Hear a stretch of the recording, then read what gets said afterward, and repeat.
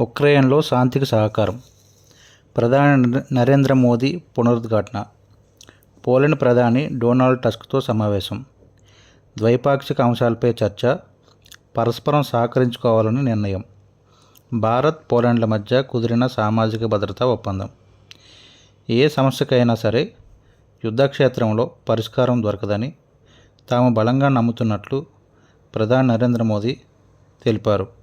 సంఘర్షణలు, వివాదాలను శాంతియుతంగా దౌత్య మార్గాల్లో పరిష్కరించుకోవడమే ఉత్తమమైన విధానమని ఉద్ఘాటించారు. భారత్ పోలాండ్ల మధ్య సంబంధాలను వ్యూహాత్మక భాగస్వామ్యం స్థాయికి చేర్చడమే లక్ష్యంగా ఇరువురు నేతలు చర్చలు జరిపారు.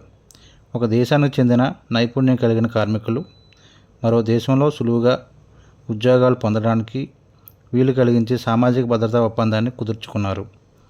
రక్షణ, వాణిజ్యం, పునరుత్పాదక ఇంధనాలు, ఫార్మాస్యూటికల్స్, పట్టణ మౌలిక సదుపాయాలు, ఆహార శుద్ధి, కృత్రిమ మేధ, అంతరిక్షం తదితర కీలక రంగాల్లో పరస్పర సహకారాన్ని మరింత పెంపొందించుకోవాలని ఇరు దేశాలు తీర్మానించాయి. డొనాల్డ్ టస్క్తో భేటీ అనంతరం ప్రధాని మోదీ ఒక కీలక ప్రకటన విడుదల చేశారు.